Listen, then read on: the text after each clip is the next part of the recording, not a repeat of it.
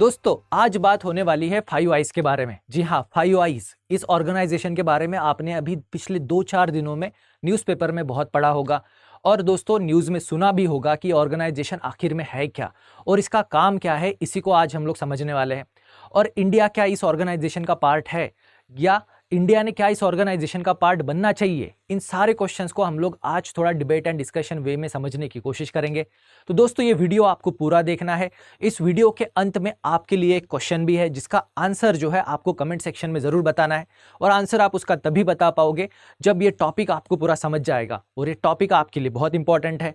तो दोस्तों हाल ही में हम लोगों ने एक न्यूज़ पढ़ी है कि तुलसी लगार्ड जो कि यूनाइटेड स्टेट की नेशनल सिक्योरिटी इंटेलिजेंस की हेड है।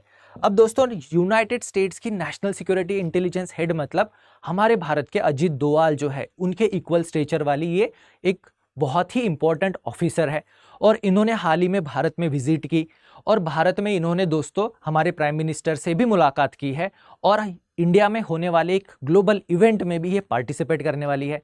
अब ये जो ऑर्गेनाइजेशन है फाइव आइज, इसके बारे में इससे पहले हमने कहाँ पे सुना था? तो दोस्तों इसके पहले हम लोगों ने सुना था जब बात हुई थी इंडिया कनाडा की, जब कनाडा ने भारत पर एलिगेशन लगाए थे कि भाई कनाडा में जो भी किलिंग्स हो रही है उनके पीछे भारत सरकार है। भारत ने इस बात का पूरा खंडन किया था। भारत ने कहा था कि भाई भारत के जो क्रिमिनल गैंग्स है, जो ऑर्गेनाइज क्राइम्स के जो गैंग्स मेंबर जो कनाडा में सेटल है, उन लोगों ने वहां पर गैंग राइवलरी की वजह से कुछ लोगों की जान ली है।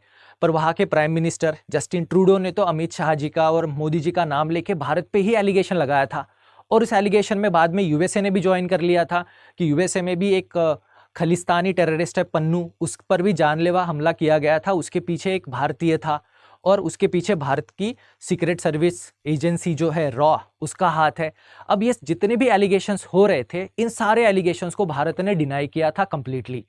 पर इन सारे एलिगेशंस के पीछे जो प्रूफ, सबूत की बात जब भी हो रही थी, तब दोस्तों इस ऑर्गेनाइजेशन का नाम हम लोगों ने बार बार सुना था कि इस ऑर्गेनाइजेशन ने यहाँ पर सबूत प्रोवाइड किए हैं और वो ऑर्गेनाइजेशन थी दोस्तों फाइव आइज।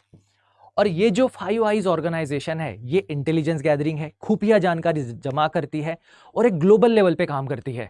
और दोस्तों इसमें फ़ोन टैपिंग होता है, इंटरनेट पे जो भी एक्टिविटी करते हो उसकी टैपिंग होती है, आपके मोबाइल फ़ोन की हैकिंग होती है, सीसीटीवी कैमराज है, आपके सेल फोन है, टीवी है, इन सब से इंफॉर्मेशन गैदरिंग करने के इनके तरीके होते हैं जिसे हम लोग इलेक्ट्रॉनिक इंफॉर्मेशन भी कह सकते हैं। तो ये जो ऑर्गेनाइजेशन है फाइव आई, तो इसमें दोस्तों 5 देश आते हैं। उनमें से सबसे इंपॉर्टेंट है दोस्तों यूएसए। यूएसए की जो इंटेलिजेंस एजेंसी है, सेंट्रल सर्विस एजेंसी CIA, ये दुनिया की सबसे बड़ी एजेंसी है और इसके पास असेट भी बहुत है, टेक्नोलॉजी भी बहुत है। और जैसे मोसाद जो कि इजराइल की सीक्रेट सर्विस एजेंसी है, उसी तरह दोस्तों CIA भी एक बहुत पावरफुल एजेंसी है। अब ये जो एजेंसीज है इनके साथ हमारे रिलेशन, फाइव आई की जब ये कंट्रोवर्सी हुई थी कनाडा वाली, यूएसए वाली, तो क्या भारत के रिलेशन जो है इन देशों से खराब हो गए? क्या भारत की इंटेलिजेंस एजेंसी इन देशों के साथ इंटेलिजेंस शेयर करती होगी? हाँ दोस्तों, इस बारे में आप कमेंट सेक्शन में बताइएगा कि क्या भारत की जो रॉ है क्या ये CIA को कुछ इंफॉर्मेशन देती होगी या CIA भारत को कुछ इंफॉर्मेशन देता होगा, या हम लोगों ने इस एजेंसीज में एग्रीमेंट करके एक इंफॉर्मेशन शेयरिंग का कॉन्ट्रैक्ट ही कर लेना चाहिए कि भाई यूएसए जो भी इंफॉर्मेशन गैदर कर रहा है वो भारत को दे और भारत जो भी इंफॉर्मेशन गैदर कर रहा है वो यूएसए को दे। अब दोस्तों सोचना इस बारे में, सोचो कि पाकिस्तान की जितने भी इंटेलिजेंस है, जितनी भी खुफिया जानकारी है, जो भी CIA के पास है, क्या CIA भारत को कभी देगा? अब देखो CIA भारत को, जब चाइना के साथ हमारा कॉन्फ्लिक्ट हुआ उस टाइम पे चाइना की इंफॉर्मेशन हमें वो प्रोवाइड कर रहे थे। अब जैसे रशिया यूक्रेन वॉर में भी अमेरिका जो है वो यूक्रेन को रशिया की इंफॉर्मेशन, खुफिया जानकारी, उनके ऑफिसर्स की जो बात होती है या क्रेमलिन पुतिन, इनकी जो भी बातचीत होती है, उनके फ़ोन मोबाइल सबको टैप करके इंफॉर्मेशन जो है ये यूक्रेन को प्रोवाइड करती है। तब जब भारत और चाइना का कॉन्फ्लिक्ट हुआ था तब इन्होंने हमें सैटेलाइट इमेजनरी प्रोवाइड की थी कि भाई सैटेलाइट की फ़ोटोज़ कि चाइनीज़ सोल्जर कहाँ पर है, उनके इक्विपमेंट कितने हैं और उनका प्लान कितना है, किस एक्टिविटी की कंस्ट्रक्शन कर रहे हैं, या जो मैप्स होते हैं, या वो जो सोल्जर है चाइनीज़ सोल्जर, वो जो हेडक्वार्टर से फ़ोन पे बात करते हैं, वायरलेस पे बात करते हैं, उन सारी इंफॉर्मेशन, खुफिया जानकारी US इंटेलिजेंस भारत को प्रोवाइड कर रही थी। तो आप ही बताओ, क्या CIA हमें कभी पाकिस्तान के बारे में इंफॉर्मेशन ऑनेस्टली देगी? तो क्या हमने CIA के साथ कॉन्ट्रैक्ट कर लेना चाहिए कि भाई हमारे पास जो भी इंफॉर्मेशन आती है चाइना के बारे में हम सारी की सारी आपको देंगे और आप हमें दो? क्या भरोसा किया जा सकता है? तो दोस्तों इन सारे क्वेश्चंस को आपको कमेंट सेक्शन में अपने ओपिनियन बताने हैं। अब हम लोग जानते हैं दोस्तों, तुलसी लगार्ड जो भारत में आई हुई है, 5i की एक वन ऑफ द इम्पॉर्टेंट देश की वो इंटेलिजेंस हेड है। दोस्तों इन्हीं के साथ उस 5i ऑर्गेनाइजेशन में जो 5 देश आते हैं उनमें से एक देश है न्यूजीलैंड, और न्यूजीलैंड के प्राइम मिनिस्टर जो है वो भारत में आए हुए हैं। भारत में एक इवेंट होता है रायसीना डायलॉग, उसे अटेंड करने के लिए। अब न्यूजीलैंड के प्राइम मिनिस्टर जो है, जिनका नाम है क्रिस्टोफर लक्सन, ये मंडे को भारत में इवेंट अटेंड करने आ रहे हैं। इवेंट का नाम है दोस्तों रायसीना डायलॉग। अब 5i के बारे में जानने से पहले थोड़ा रायसीना डायलॉग के बारे में भी जान लेते हैं, क्योंकि ये भी बहुत इंपॉर्टेंट टॉपिक है। तो दोस्तों रायसीना डायलॉग जो है ये भारत में होने वाली एक ग्लोबल कॉन्फ्रेंस है। भारत में होने वाली एक ग्लोबल कॉन्फ्रेंस है जिसे हर साल न्यू दिल्ली में ऑर्गेनाइज किया जाता है। और इसे ऑर्गेनाइज कौन करता है? तो इसे ऑर्गेनाइज करता है दोस्तों एक संस्था है जिसका नाम है ORF, ऑब्जर्वर रिसर्च फाउंडेशन, और भारत का विदेश मंत्रालय, मिनिस्ट्री ऑफ एक्सटर्नल अफेयर्स, ये दोनों मिलके हर साल इस इवेंट को ऑर्गेनाइज करते हैं। इस इवेंट में दोस्तों जियोपॉलिटिक्स की बात होती है, इकोनॉमिक की बात होती है, और इस साल दोस्तों 125 से ज़्यादा देशों से उनके मंत्री जो है, मिनिस्टर्स जो है, हेड ऑफ गवर्नमेंट है, हेड ऑफ स्टेट्स है, मिलिट्री कमांडर्स है, इंडस्ट्री लीडर्स है, टेक्नोलॉजी एक्सपर्ट्स, जर्नलिस्ट, ऐसे बहुत सारे लोग 125 देशों से इस कॉन्फ्रेंस में पार्टिसिपेट करते हैं, अपने ओपिनियंस बताते हैं, वर्ल्ड प्रॉब्लम्स के बारे में डिस्कस करते हैं, और फ्यूचर सॉल्यूशंस को भी ये लोग डिस्कस करते हैं। तो दोस्तों इस साल जो इवेंट हो रहा है 2025 रायसीना डायलॉग, ये हो रहा है दोस्तों मार्च 17 से मार्च 19 तक। और इस साल का इसका जो टॉपिक जो है, टैगलाइन जो है, वो है दोस्तों काल चक्र। काल चक्र, और नीचे 3 वर्ड्स है, उन तीनों वर्ड्स को भी अच्छे से याद रखना है। काल चक्र तो है ही, उसके साथ दोस्तों पीपल, पीस एंड प्लैनेट। अब पीस शांति, प्लैनेट भाई क्लाइमेट चेंज और पूरी धरती की रक्षा, और पीपल लोगों की लाइफ को कैसे अच्छा बनाया जा सके, लिविंग स्टैंडर्ड्स को कैसे अच्छे बेटर बनाए जा सके।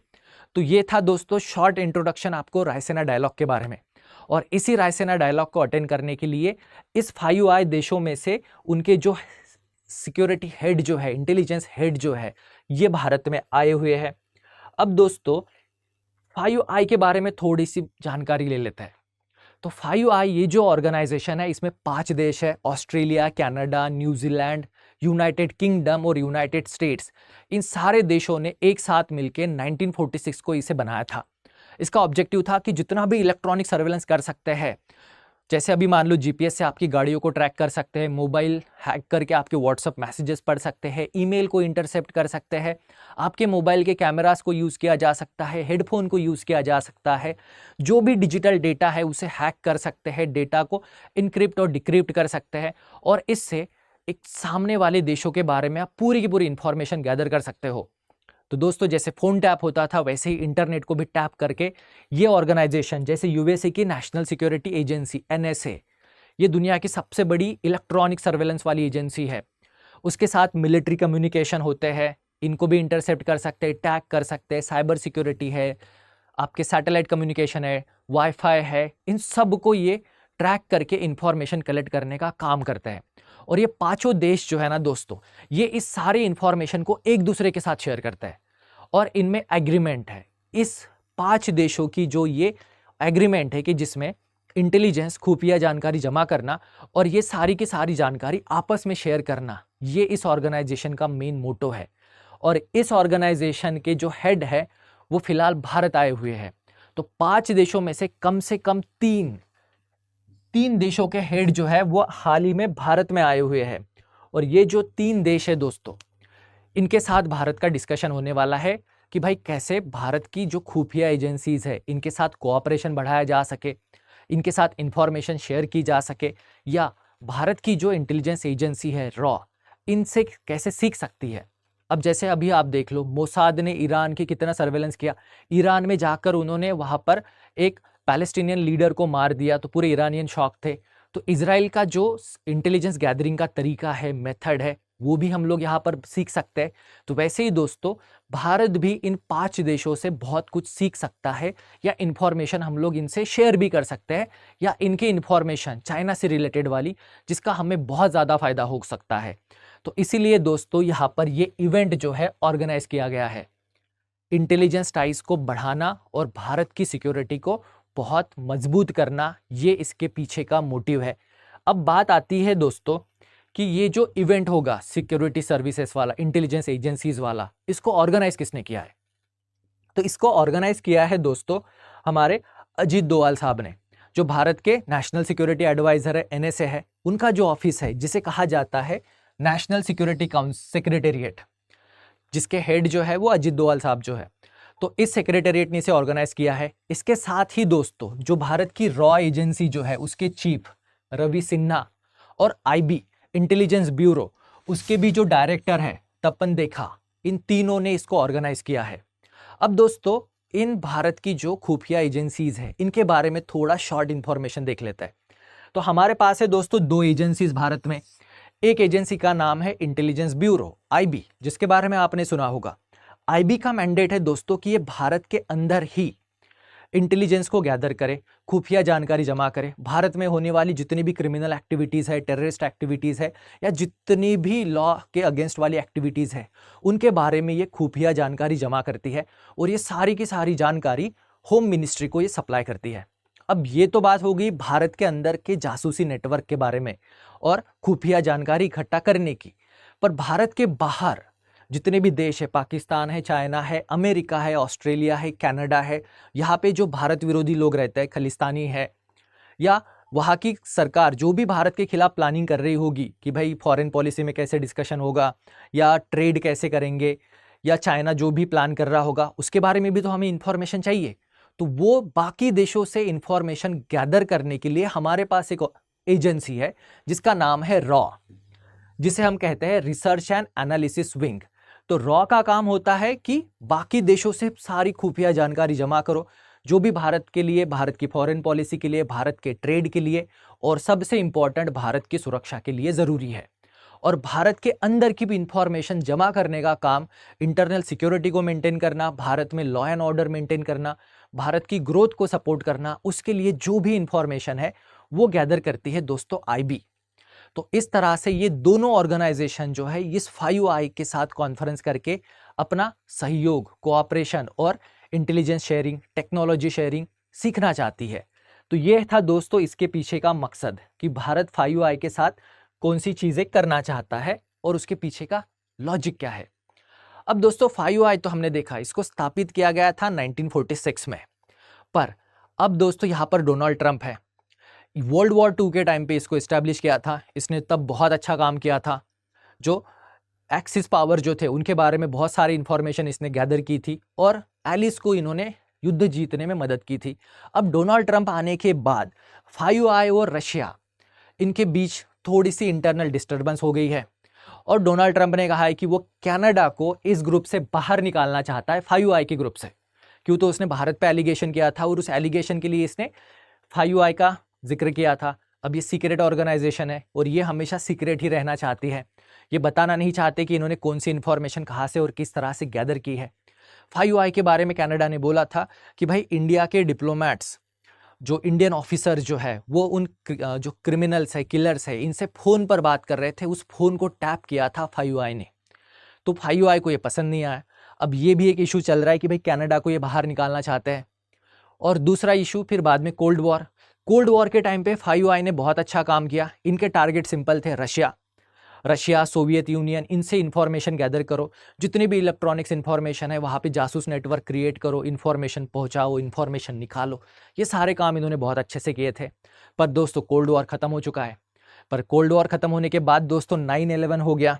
तो अब 5I जो है ये टेररिज्म, काउंटर टेररिज्म, इनकी इंफॉर्मेशन निकालती है, जैसे कि ISIS की सारी खुफिया जानकारी, भारत में कहाँ पे कौन से टेररिस्ट ग्रुप्स है, कौन सा टेररिस्ट कहाँ पे छुपा है, टेररिस्ट ऑर्गेनाइजेशन को पैसे कहाँ से आते हैं, हथियार कहाँ से आते हैं, कहाँ पे वो अगला अटैक प्लान करने वाले हैं, ओसामा बिन लादेन को पकड़ना हो गया।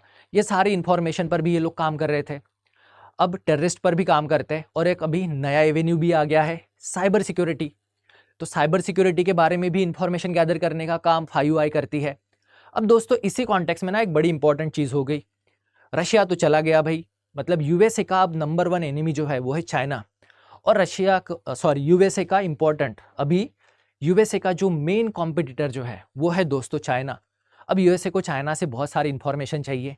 इसी 5i ऑर्गेनाइजेशन ने दोस्तों एक चीज़ का पता लगाया था कि चाइना की जो कंपनी है हुआई, और इसने जो 5G नेटवर्क लॉन्च किया था सारी दुनिया में, तो इन्होंने कहा कि इस 5G नेटवर्क से चाइना जो है वो सारे देशों की सिक्योरिटी के लिए खतरा पैदा कर सकती है, क्योंकि इस 5G नेटवर्क से ये इंटेलिजेंस गैदरिंग कर सकते हैं, जासूसी कर सकते हैं, और सारे देशों से सारे लोग जो है उनसे खुफिया जानकारी चाइना जो है वो ले सकता है। जैसे मान लीजिए कि आपके पास जो चाइनीज़ मोबाइल फ़ोन है, चाइनीज़ सीसीटीवी कैमरेज है, चाइनीज़ इलेक्ट्रॉनिक्स चीज़ें हैं, चाइनीज़ पावर इक्विपमेंट्स है, तो इन सब में अगर चाइना ने कहीं बैकडोर सॉफ्टवेयर रख लिया जो सारी इंफॉर्मेशन को गैदर करके चाइना में सेंड करे, तो भाई ये सिक्योरिटी थ्रेट है। तो इसी ऑर्गेनाइजेशन की वजह से दोस्तों दुनिया में बहुत सारे देशों ने हुआई कंपनी के इक्विपमेंट खरीदने से मना कर दिया। उनके सीसीटीवी मान लो, 5G मान लो, या मोबाइल फ़ोन मान लो, इन्हें खरीदने से इन सब ने मना कर दिया। अब दोस्तों ये एक कॉन्टेक्स्ट हो गया 5i वाला।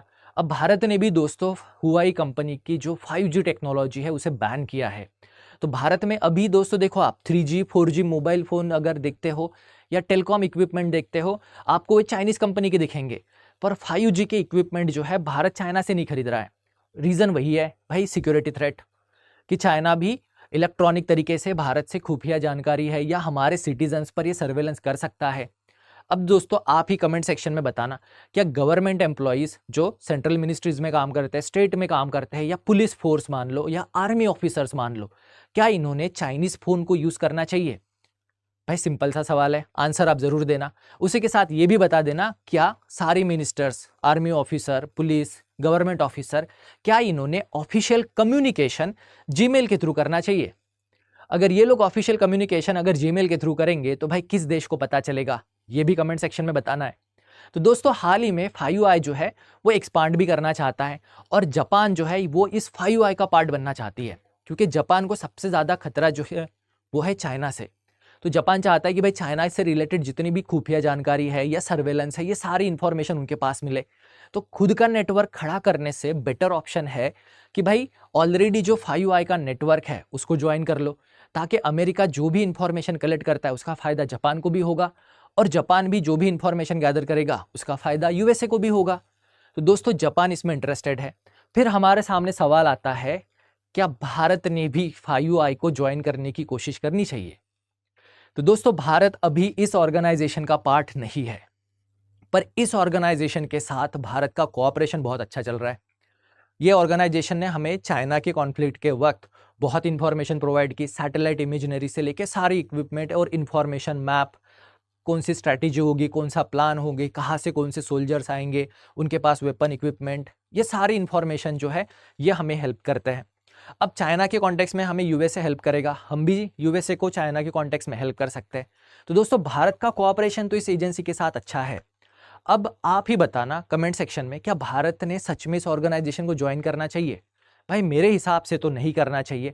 हमें इस ऑर्गेनाइजेशन के साथ जितना कोऑपरेशन बढ़ा सकते हैं बढ़ाना चाहिए, क्योंकि ये चाइना के साथ तो हमें हेल्प कर देगा, पर पाकिस्तान के साथ बिल्कुल हेल्प नहीं करेगा। और हम पाकिस्तान की खुफिया जानकारी यूएसए को दे देंगे तो शायद यूएसए उसका मिसयूज़ भी कर ले। और दूसरा, भाई यूएसए है वो अपना नेशनल इंटरेस्ट चाहता है, उसको चाइना को कंट्रोल करने की उसके रीज़न अलग है, और भारत के चाइना को कंट्रोल करने के रीज़न अलग है। हमारे दोनों कंट्रीज़ के, भारत के और यूएसए के फॉरेन पॉलिसी ऑब्जेक्टिव अलग अलग है। और इंटरनेशनल रिलेशन में तो दोस्तों एक ही मोटो होता है, नेशनल इंटरेस्ट। तो अमेरिकन नेशनल इंटरेस्ट अलग है, इंडियन नेशनल इंटरेस्ट अलग है। तो यहाँ पर हम लोग एकदम कंप्लीटली डिपेंडेंस वाला कोलैबोरेशन नहीं कर सकते। तो भारत ने इस पर आपका ओपिनियन बताना है दोस्तों। मेरे हिसाब से तो भारत ने इनके साथ एग्रीमेंट नहीं करना चाहिए, कंप्लीट डिपेंडेंस नहीं होना चाहिए। हाँ, कोलैबोरेशन जितना भी कर सकते हैं, कोऑपरेशन, इंफॉर्मेशन शेयरिंग जितनी भी कर सकते हैं वो करो, पर इसका पार्ट बन के बाउंड मत बन जाओ। ये मेरा ओपिनियन है। तो आपका क्या ख्याल है कमेंट सेक्शन में ज़रूर बताना दोस्तों। और ये है आज का क्वेश्चन आपके लिए, जिसका आंसर आपको कमेंट सेक्शन में बताना है। अब इस क्वेश्चन को मैं आपको सिंपल लैंग्वेज में बताता हूँ। कमेंट है दोस्तों, इनमें से किस डिवाइस को हम लोग टैप नहीं कर सकते। फोन टैपिंग के बारे में आपने सुना होगा, मोबाइल फ़ोन टैपिंग के बारे में आपने सुना होगा। तो दोस्तों मोबाइल फ़ोन टैपिंग की तरह ही क्या लैंडलाइन उसको टैप कर सकते हैं? वाईफाई राउटर क्या उसे भी टैप करके इंफॉर्मेशन चुरा सकते हैं? एनालॉग रेडियो जो हम रेडियो सुनते हैं या पुलिस वाले जो वॉकी टॉकी से बात करते हैं, क्या इसे भी इंटरसेप्ट करके टैप किया जा सकता है? या end to end encryption smartphone, जैसे आपने ब्लैकबेरी का नाम सुना होगा, आईफोन का नाम सुना होगा, या व्हाट्सअप तो सुना ही होगा कि एंड टू एंड इंक्रिप्शन देता है। तो दोस्तों इनमें से ऐसा कौन सा डिवाइस है जिसे हैक नहीं किया जा सकता, जिसे टैप नहीं किया जा सकता? इस क्वेश्चन का आंसर आप कमेंट सेक्शन में जरूर बताना।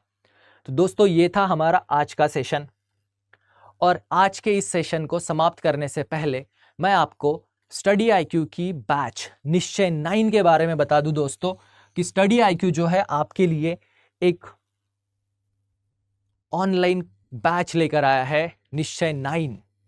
इस बैच में अगर आप इनरोल होते हो तो ये बैच जो है दोस्तों आपको सिर्फ 11,999 में मिलेगी। और कब मिलेगी? इनरोल होते वक्त, अगर आपने मेरा faculty code PSK live use किया तब। यहाँ पर दोस्तों रोज आपके 3 घंटे लाइव क्लास होगी। क्लासेस बाइलिंगुअल इंग्लिश और हिंदी दोनों लैंग्वेजेस में होंगी। आपको हैंड रिटन नोट्स भी मिलेंगे, क्रक्स भी मिलेगा। यहाँ पर हम आपकी पूरी बेसिक से प्रीलिम्स, मेंस, इंटरव्यू तीनों फेजेस की दोस्तों प्रिपरेशन कराते हैं। तो दोस्तों ज़्यादा सोचिए मत, अगर आप PCS ऑफिसर बनने का सपना देखते हैं तो जल्दी से जल्दी हमारी निश्चय 9 बैच में इनरोल हो जाइए with faculty code PSK live. और दोस्तों आप मुझसे ज्वाइन भी कर सकते हो इस सेशन की। अगर आपको PDF फाइल चाहिए तो आप मेरे टेलीग्राम चैनल को ज्वाइन कर सकते हो। इस सेशन की PDF फाइल आपको वहाँ पर मिल जाएगी। उसके साथ ही मैं जो भी science tech related information share करता हूँ या न्यूज़पेपर के जो इंपॉर्टेंट आर्टिकल होते हैं उनके बारे में भी आपको यहाँ पर इंफॉर्मेशन मिल जाएगी। सो दोस्तों ये है मेरा Telegram ID। So thank you very much. Session को लाइक करना मत भूलिए, सेशन को कमेंट कीजिए। See you tomorrow guys, thank you.